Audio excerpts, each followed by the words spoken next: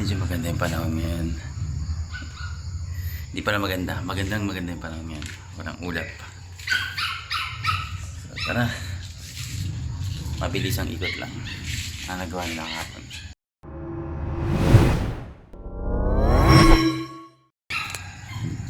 Naikabit yung gate natin. Yung dalawang gate. Yung para sa parking and para sa pedestrian gate na tinatawag nila. So napakinis na rin nila at natanggal na yung mga sobra-sobra sa welding. Yan, natanggal na rin yung mga bracket or yung mga pamorma. Natanggal na nila lahat.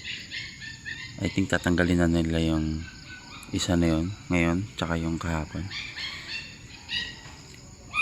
And nakapag hukay na rin sila dito. And meron na rin silang abang yung mga PC. Mga PC na yan, abang yan para dun sa level nung semento na ilalagay nila. Yan, nahukay na nila lahat yan dyan. Dito. Ayun yung mga nahukay. Dami. Tingnan natin siya sa harap.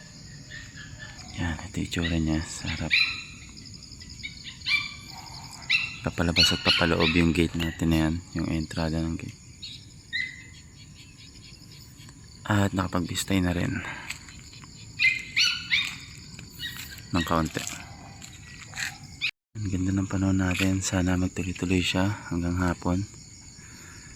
Hanggang sa pag-alis ko rin. Yan. Yan. Ating mga kapitbahay. Mga mababait na kapitbahay. Yan. Yan. May araw na din. Thank you Lord sa magandang panahon. Thank you po. Yan, mag-breakfast muna tayo. Magkape muna tayo. Again, wala tayo bukas. Sa Sabado, Linggo at Lunes kasi may mga event tayong aatinan. Kaya yung video natin ng Tuesday, go-cover natin lahat ng nagawa nila from Friday to Monday. Kaya dun sa video natin ng Tuesday, maraming pagbabago, marami tayong update na gagawin doon. Sana ma-cover natin lahat ng sa Tuesday. Ano nga ba yung plano ko dito sa back extension natin and yun sa parking area? Ang plano ko dyan, so mula dito sa back extension papunta dito sa siguro kahit kalahati na itong bahay, ipapaslab natin. Yun ang aking plano dyan. Pero yun nga, kailangan ng budget. Para sa materyales, kailangan ng budget para sa pag-hire ng contractor. Siyempre, dahil nagustuhan ko yung service nila, Kuya Atan, sila na rin kukunin ko. So, tapusin ko lang yung pagkakape habang hinintay natin sila. Titimplahan din natin sila ng kape. Alam mo yun. So, yun lang. Thanks, mamaya. Ngayon, nagpuntahan yung mga workers natin doon sa tindahan. Bala ko sana silang pagkapihin. And yun yung tindahan na doon talaga sila kumakain tuwing tanghalian kasi tinanong ko rin naman during ng pirmahan ng kontrata kung sagot ko pa ba yung merienda, yung mga pagkain na ang sabi ni Piathan is sila na daw bahala dun.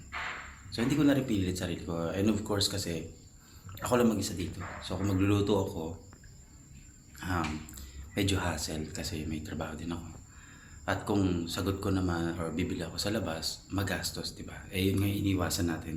And yun din naman yung gustong mangyari ni Kuya Fan na makatipid ako. Kaya tingin ko kaya sinagot na rin nila pangkain nila sa araw-araw na pagtatrabaho dito. And doon sila kumakain sa ating kapitbahay. Kakilala yun ni Kuya Fan. At sa'yo lang. Punta tayo ngayon ng hardware kasi pinabibili tayo ni contractor ng 2 padlock para dun sa 2 gate natin. Yung heavy duty na to para hindi na palitin, hindi masyadong palitin to. Ayan, tara. Ang kagandahan lang dito sa subdivision, yung sakayan ng mga bus pa Manila, sakayan ng mga jeep pa Tanawan, Batangas, dito siya dumadaan. Ayan, so paglabas ng subdivision, matyaga ka maghintay ng bus, mga 5 to 10 minutes, yan, makakasakay ka na pa Manila.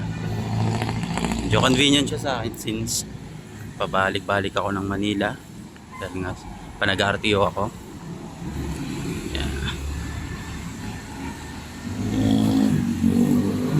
Eh, yung sinasabi kong hardware na katapat ng subdivision, ito siya. Katapat lang talaga. Ayan siya. O, diba? Pag may simpleng mga gamit na kailangan bilhin, pang construction, yan. Mabilis lang ako makakabili. Ayan siya. Nakabili na tayo ng padlock. 230 pesos. So, check natin sa resibo. Yan pala name ng hardware sa tapat natin. Top Improvements Corporation. Yan, hindi ko lang po ito yung size na kailangan ng contractor. So isa lang muna binili ko para sigurado. Pwede naman daw ibalik kung sakaling mas malaki yung kailangan or mas maliit, dahil dalawa naman yung kailangan natin. Kaya okay lang daw ibalik. Yale sana yung bala kong bin, kaso wala daw sila. Ito na lang daw, Amerilock. Sinilstock ako ni ate. Kalaban daw to ni Yale. Sila lang naman daw nagkakalaban. As if naman sila lang dalawa nagkakalaban talaga. Bili pa tayo ng isa kung ito talaga yung kailangan. If ever na mas malaki, mas mahal dito. Nakita ko 450. Kung ito lang, hindi okay. Mas mura.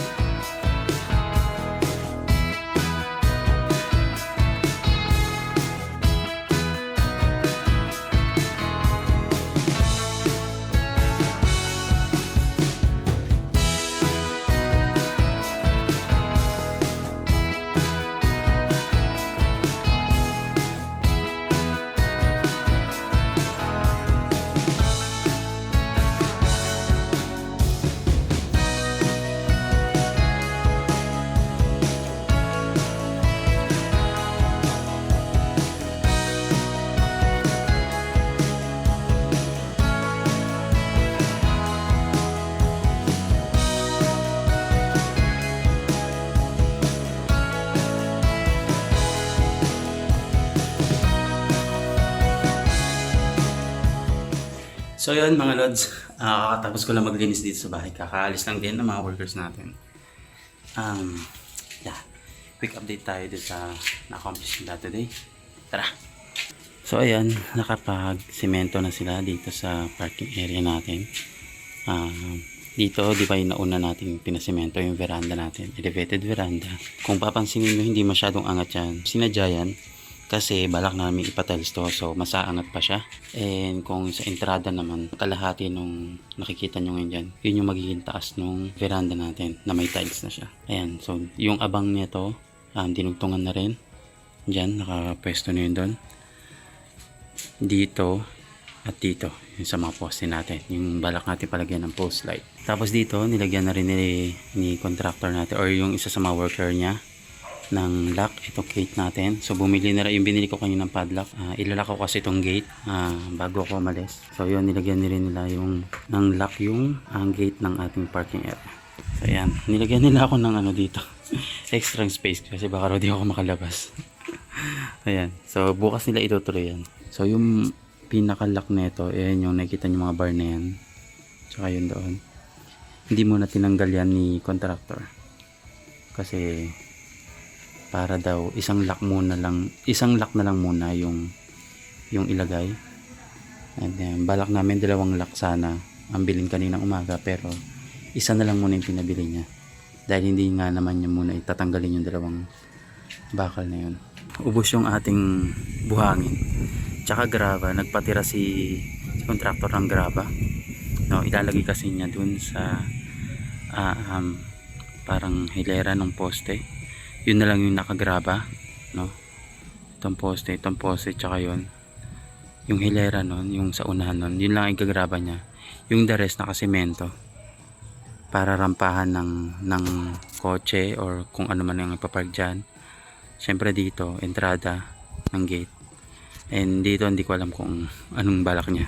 Sa kanya ko na lang pinaubaya yun. Mukhang kaunti pero malaki yung effort nila ngayong araw. Gawa na rin ng magandang panahon. Ayan, tinulungan tayo ng Panginoon dyan sa panahon. Thank you Lord sa magandang weather today. Marami-rami na-accomplish ang ating mga workers. So yun nga, iiwan natin yung bahay, no? Ilalak naman natin itong pinto, pero yung gate binigyan na natin sila ng extrang susi Kaya yung padlock na yun. Para yung mga tools sa likod, ma-access nila, no? Mula dun sa parking area. Papunta dun sa likod. So, nandito lahat yung mga tools nila. Nilagay ko na lang dito, pinwesto ko na lang. Ayan. Ayan lahat yung mga tools nila. Ayan yung ibang mga gamit. Ayan. Iba nilang mga gamit. Nagkausap naman na kami ni contractor about doon. Kasi nga, syempre, tiwala rin naman ako sa kanya actually. Pero siya na rin nagsabi na ilak ko na lang daw yung pinto, yung bahay. And then, bigyan na lang daw sila ng susi para doon sa gate para makapasok sila. And para ma-lock din nila tuwing aalis sila. No? So, yun. Yan ang naging usapan namin. So, ngayon, maliligo muna ako para makapag-prepare na. And para makabiyahe na rin papuntang Manila at hindi na tayo masyadong gabi. So, nakits na lang ngayon. Okay mga lods, dito natatapos ang ating araw ngayon, day 9 ng ating pagpapagawa ng fence, gate, and roofing sa ating bakuran, sa ating munting tahanan. And babiyahin na tayo pa Manila, pero bago yon, check muna tayo ng gamit. Sling bag. So dito ko nilalagay yung mga maliit na gamit ko. And hindi tayo makakabiyahin ng walang pera, syempre. And kailangan natin i-secure yung susi na bahay natin. So, ano pa ba? Check natin yung sapatos natin, yung bag, toiletries, and yung laptop, and mask. Kailangan na natin ngayon yan dahil may kumakalat na namang sakit. Siyempre yung salamin natin dahil malabo ng mata natin. And last sa gamit na bibit-bitin natin, payong. Mabuti ng lagi handa. At siyempre kailangan natin i-secure yung malabahin ko pa yung mga ilaw siyempre. Ilaw dito. And of course, yung saksakan ng ref. Dahil wala na laman yan. Yung breaker syempre, iiwan lang natin yan kasi kailangan ng saksakan and kailangan ng kuryente nung mga manggagawa natin. Yung wifi din pala kailangan natin tanggalin. At kailangan natin saksaktong extension ng ating mga workers. Alright. So yan mga lods. Ilalak ko lang itong pinto natin.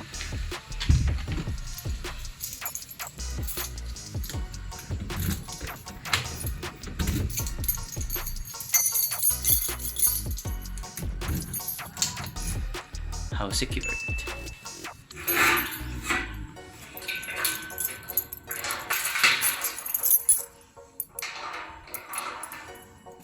How secured.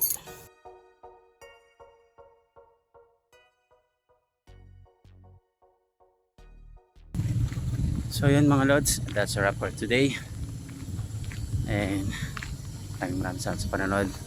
Until the next video, next update sa ating munting tahanan, papapaganda na ating munting tahanan. Peace out!